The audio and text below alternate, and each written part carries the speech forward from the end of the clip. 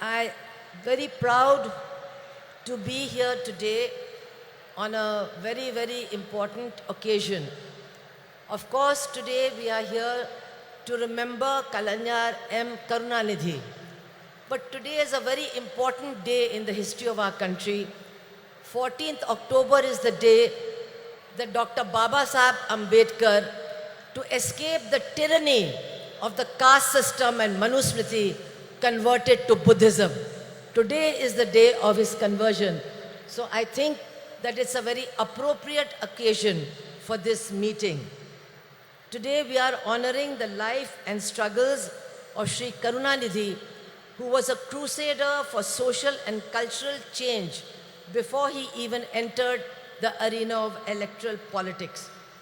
And even before independence, Tamilnadu was home to the self-respect movement, to the Justice Party, which in those days challenged the unjust Varnashram Dharma system based on Manusmriti. And Periyar, of course, the great Periyar, was the leader of that movement. But while he spoke about social justice, Periyar never forgot to speak about women. He talked about the slavery of women, and he demanded that women should get equality, not only in property, but also inside the home and inside society also. And that was the struggle started in Tamil Nadu. Periyar was a leader of that struggle, and I'm very proud to say that Comrade P. Rammurthy was also one of the leaders of that struggle. That is the struggle from which Karunanidhi ji emerged. He was a writer, he was a poet, he was a script writer, he was a great journalist, he was a great orator. And after 1965, when the big anti-Hindi agitation took place in Chennai, and I was a witness to that because I was a student in Chennai. And I'm happy to tell you, I was the only Hindi-speaking person who was also supporting that movement in Tamil Nadu. And it was that movement which changed the politics of Tamil Nadu. And the DMK, people like the Karunanidhi ji, they won not only the hearts and minds of the Tamil people, but also their votes. And very soon he became Chief Minister of Tamil Nadu, and he tried to translate the principles of the movement to which he belonged into government policy, which is not easy. He ensured equal property rights for women. He gave women in Tamil Nadu access to education, to jobs, and also to nutrition. Women are the most hungry people in our country, and hungry people cannot function. Today, India is 111 on the hunger list of our country in the reign of Narendra Modi. But governments like Tamil Nadu, left government of Kerala have done a great service by trying to ensure that not a single woman and not a single child goes to sleep hungry. Their nutritional needs are taken care of. This is a great achievement. I would like to say that Karunanidhi ji, apart from the policies of his government, was always committed to social justice. He promoted self-respect marriages. He promoted rationalism, scientific thinking, and was constantly emphasizing that we must get rid of superstition and adopt scientific thinking. So many achievements are there. But I would like to say that we have to remember that social justice, gender justice, and economic justice are all intertwined with each other. One cannot be weakened if another one is promoted. All these battles have to be fought together, and only then will we be able to change our society. We have not yet succeeded in doing that. And today, actually, what we are witnessing is an onslaught by the Manuvadi forces against the struggle for progress, the struggle for justice, and the struggle for equality. We must understand who these people are who are ruling the country. Their mentors are the RSS, who in 1949 declared, we do not accept this constitution of Dr. Baba Sahib Ambedkar. The RSS declared that and said, we want to create a society based on Varnashram Dharma, based on Manusmriti. We will have a society based on that. And my dear sisters and brothers, for the last 9 years, that is what they have been doing. They have been trying to destroy the constitution, and they have been trying to replace it with Manuvadi laws and Manuvadi implementation of laws. And it is women who have suffered the most. It is women who are facing the worst kind of terror and oppression, especially in BJP-ruled states.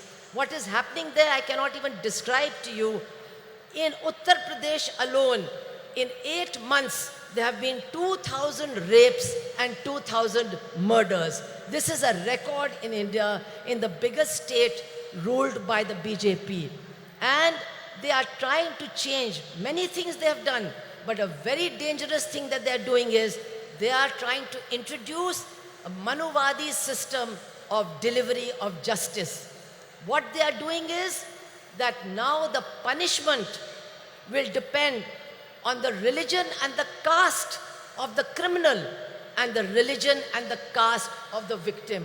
So that is why we see that on Independence Day, 15th of August, Narendra Modi's state of Gujarat releases mass murderers and mass rapists who have destroyed Balkis Banu's family, who killed her 2 children and raped her mother, raped her sister-in-law, and killed the male members of her family. They were released on the 15th of August last year.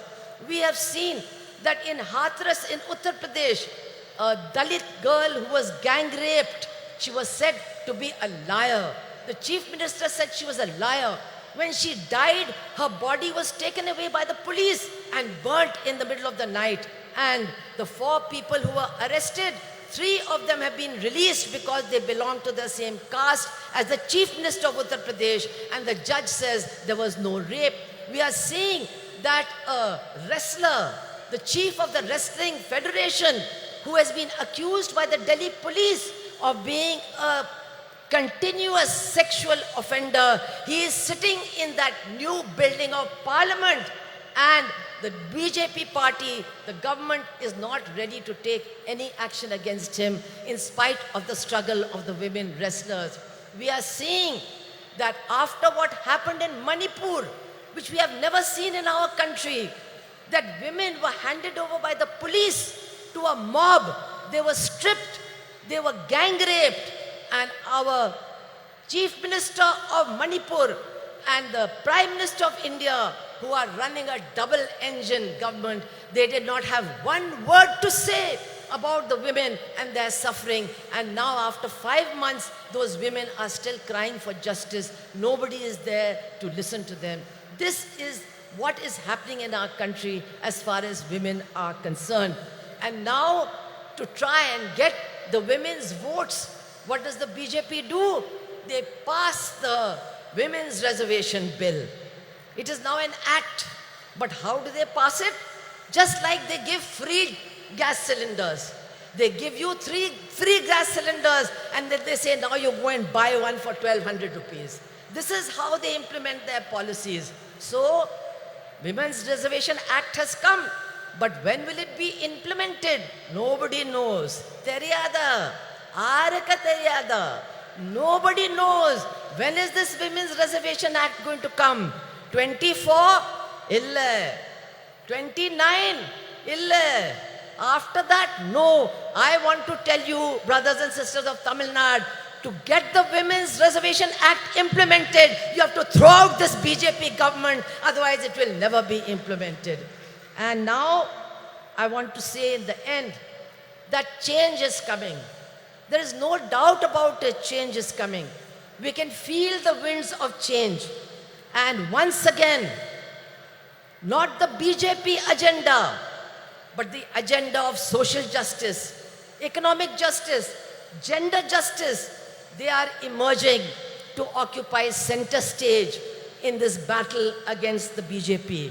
And here, the alternative policies of the left front government in Kerala, the strong Dravidian movement of Tamilnadu, they are giving strength and inspiration to this movement so that we can all combine and defeat the BJP. I would only like to appeal to all my women, sisters over here, all the women over here, that yes, we are struggling for social justice, but we must remember, we must insist that social justice is not complete without gender justice, without justice for women. Social justice cannot be complete without economic justice, without justice for the poor and for the exploited workers and peasants of this country. The whole battle has to be fought together. Only then can we change the face of India. And definitely, Karunanidhi ji's memories will inspire us in this struggle.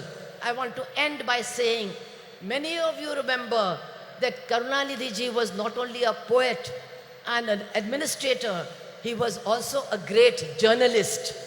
How can you forget his fiery articles in Murasoli, which created a storm in the state of Tamil Nadu?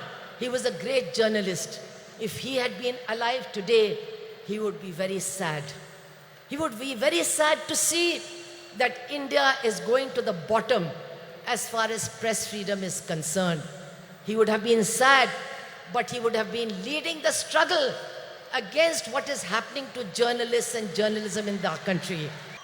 So as I said, I am going to conclude by remembering Karunanidhi ji as a journalist, his articles in Murasoli, and today he would have been very sad to see the lack of freedom of the press, to see the condition of the media, and to see the way in which media persons are being attacked. But I'm sure that if he was alive today, Karunanidhi ji would be leading the battle for those of our journalists who have been killed, who have been wounded, and for our friends of NewsClick who are being arrested on completely false charges. Karunanidhi ji would have been leading this battle. And so I would like to end by saying that in our struggles for a different future, for a future of equality and social justice and gender justice, we are certainly getting inspiration from Karunanidhi ji. His memory is inspiring us to struggle, and his memory will inspire us to win. Thank you all very much. Inqilab Zindabad.